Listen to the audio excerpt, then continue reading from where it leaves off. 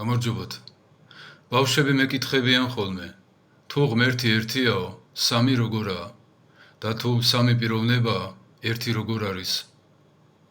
ბავშვები კი მეკითხებიან ხოლმე, მაგრამ ეს ძალიან ღრმა შეკითხვაა, ბევრ ადამიანს ჰქონია და აქვს და თითქოს ერიდებათ ამისი გარკვევა.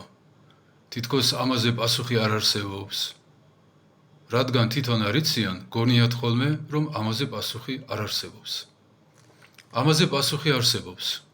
ამიტომ გადავწყვიტე კიდევ ერთი ვიდეო ჩამეწერა.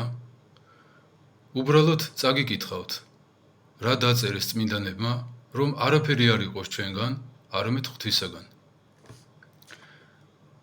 იყო ერთი ასეთი დიდებული ადამიანი, ეპისკოპოსი ეგნატე ბრიანჩანინოვი.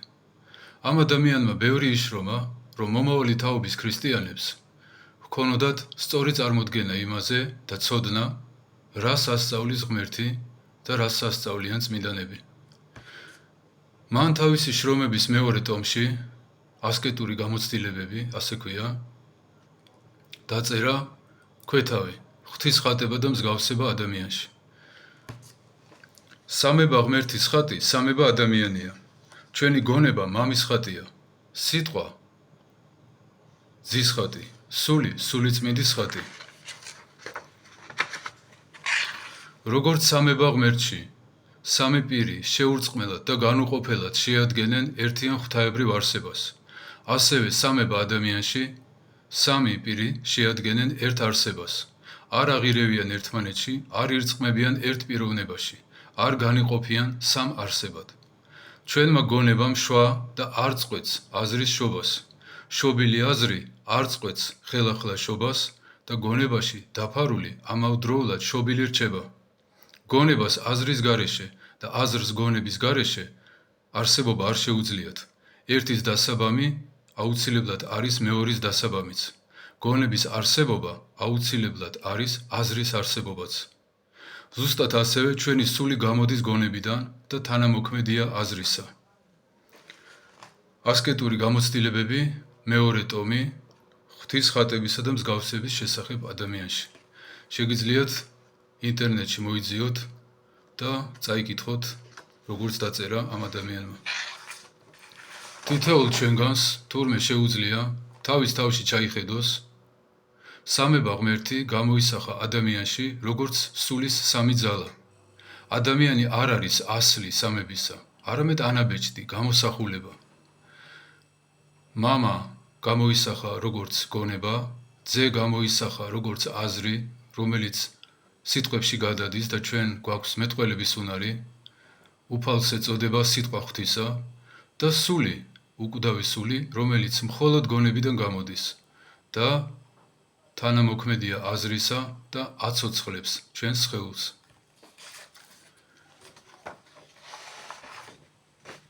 ანასტასი სინელი იყო ასეთი დიდი მოღვაწე. სამი სიტყვა ადამიანის მოწყობის შესახებ ღვთისა და ღვთის ხატებისა და მსგავსების შესაბამისად. სიტყვა პირველი, თავი მეხუთე. შენში არსებული სამებიდან გამომდინარე შეიცანი წმინდა სამება. ამიტომ და მხოლოდ ამის გამო შეგქმნა ღმერთმა ასე ცოცხალ არსებად, რომ იგი ზრუნავდა იმაზე, რომ სამყაროს მიუწდომელი და განმარტებისთვის ძნელად ასახსნელი წმინდა სამების საიდუმლო უწყებოდა. რომ ღმერთის ხატად და მსგავსად შექმნილს, შენ თავში გეტარებინა ხატება და მსგავსება, წმინდა და ერთ არსება სამების გამოსახულება და ანაბეჭდი. საკუთარი სულის აგებულებაში არეკლილი მისი ხატების მჭრეტელი არ ეჭვობდა წმინდა სამების საიდუმლოსთან მიმართებაში და ამავ ფიქრებს მიცემული არ ამბობდე, თუ ღმერთი სამებაა, როგორაა იგი ერთი და თუ იგი ერთია, რატომაა საუბარი სამობაზე. 1400 წლის წინ ანასტასი სინელმა ამაზე პასუხი გასცა, 200 წლის წინ წმინდა ეგნატემ ამაზე პასუხი გასცა.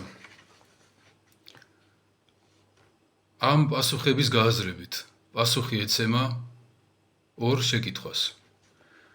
როგორია სამება, რომ თურმე ჩვენ თავში შეგვიძლია დავინახოთ, იმიტომ რომ ჩვენ ყველანი ვართ სამკომპონენტიანები, არ არსებობს ადამიანი, რომ არ ქონდეს გონება, აზრი და სული. ქრისტიანი, არაქრისტიანი, ათეისტი, პოლითეისტი, სულ ერთია. ყველა არის სამების ხატი და მეორე, რომელი სარწმუნოებაა ჭეშმარიტი. იმიტომ რომ ვინც შექმნა ადამიანი მასზე აღბეჭდა როგორია თვითონ. ანუ სამების შექმნილი ადამიანი და არც ერთი რელიგიის მიმდევარი სხვანაირი აგებულებით არ არის დაჯილდოებული. აღწერილობაში დავწერ ზუსტ მისამართს, საიდან არის ეს ციტატები, შეგიძლიათ თქვენ თვითონ წაიკითხოთ და როდესაც სხვა სარწმუნოების მიმდევარს შეხვდებით, შეგიძლიათ კითხოთ, არ აღიარებ სამებას, ხო? შენ თვითონ ხარ თქო სამების ხატი. გაგახაროთ ღმერთო.